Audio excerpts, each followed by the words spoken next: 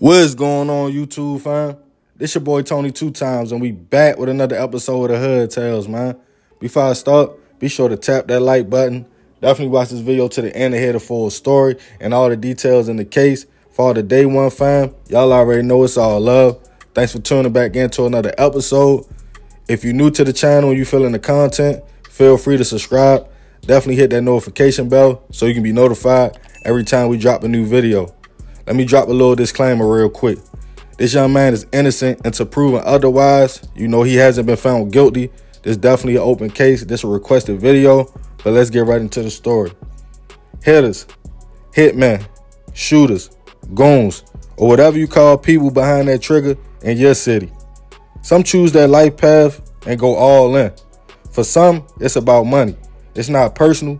They get paid to go on hits to handle other people's dirty work. Some are groomed in the streets with lack of family, so they are raised by their environment.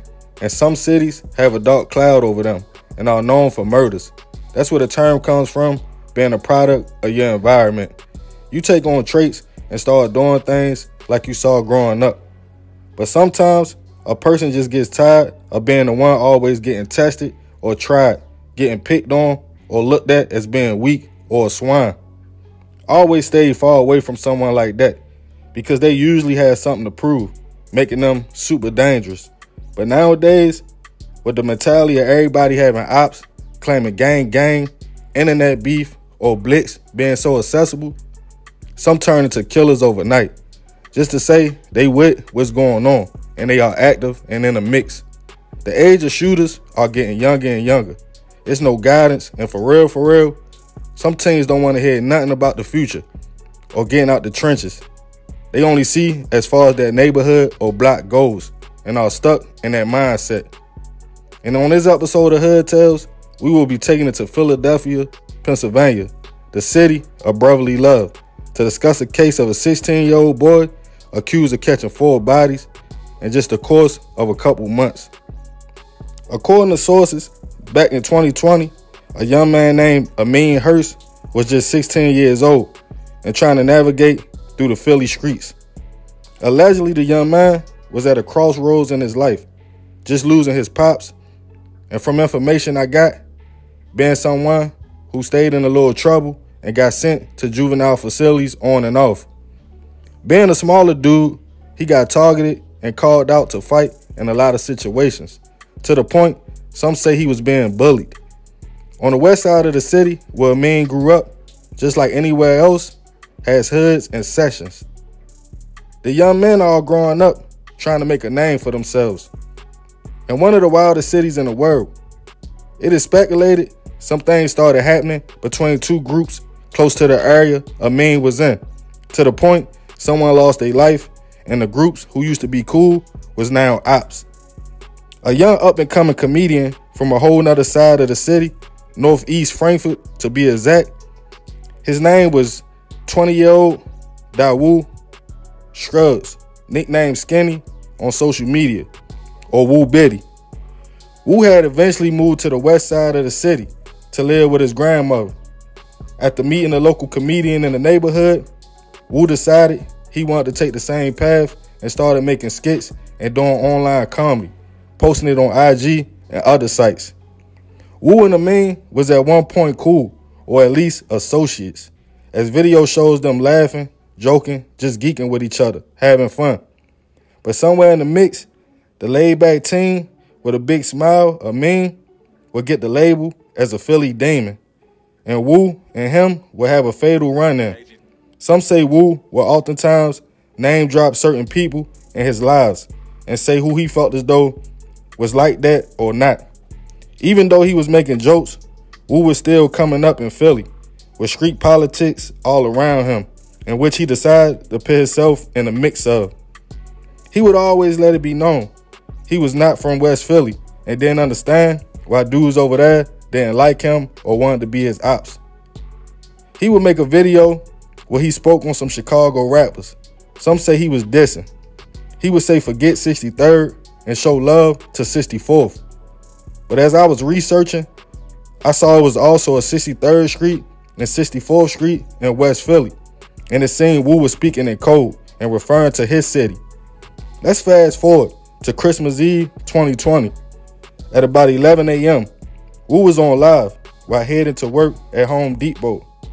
While on live, he would show in his recording a man with a black coat on and hood over his head seemed to be stalking him, walking fast. Wu picked up his pace, assuming he recognized the person and saw it was a threat. The person in the coat also picked up their pace, trying to get closer and closer to Wu. Before he hit a corner, and you hear him tell a man, like, yo, chill, not right now, I'm on live, with panic in his voice, before hearing shots go off and a person running off. Witnesses on the scene called police. They arrived to the 1800 block of Winewood Road in West Philly to find Wu laying in the street, suffering from multiple wounds to his back. He was rushed to a local hospital where he later, unfortunately, passed away. The internet quickly posted the news, and most thought Wu was killed over dissing Chicago rappers, but his city knew it was deeper than that. A video was released to the news by police showing Wu being followed and a still picture of the suspect. A $20,000 reward was offered, but at first, with no luck. Months would go by, and more violence in the city.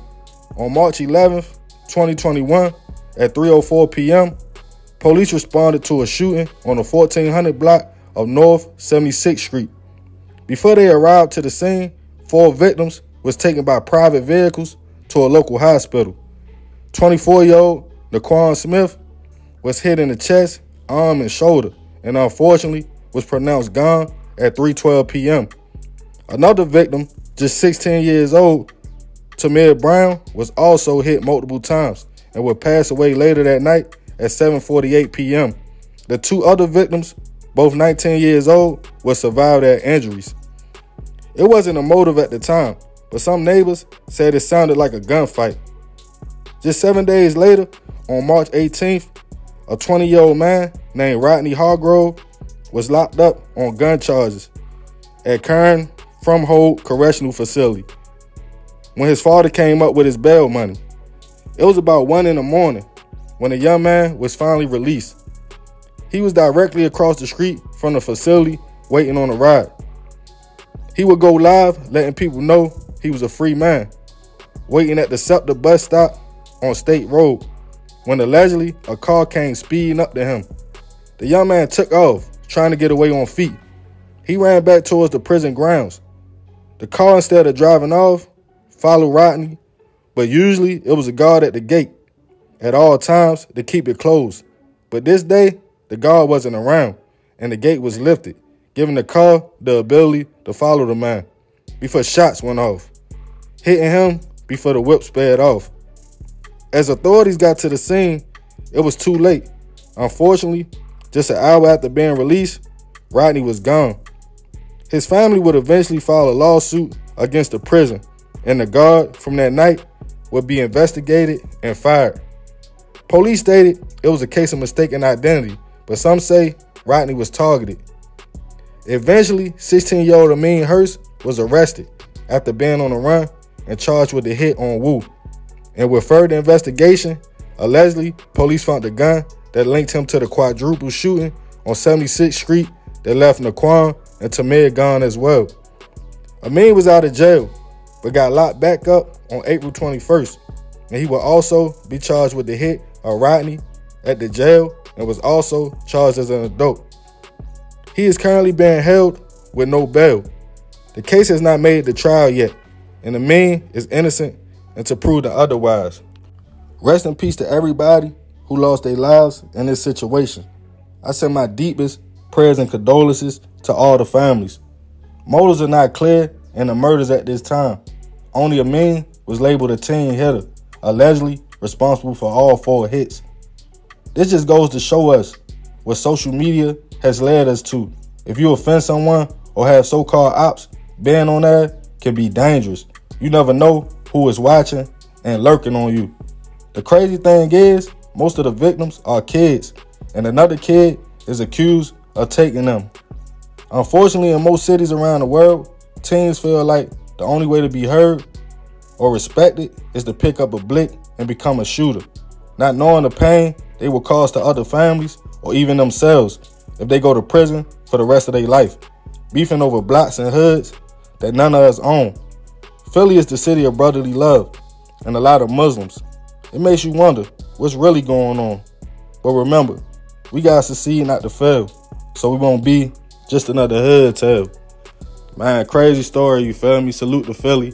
Y'all already know Baltimore and Philly like twin cities, you know. We rock alike in a lot of different ways. But at the end of the day, man, it's a crazy story. Like I said, it's an open case. So Ameen is innocent until proven otherwise. You know, they alleging he responsible for 4 hits, you feel me?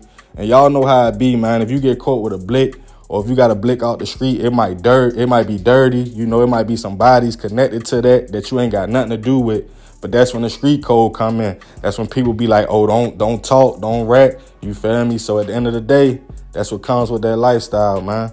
But y'all already know, man, this is another episode of Hood Tales.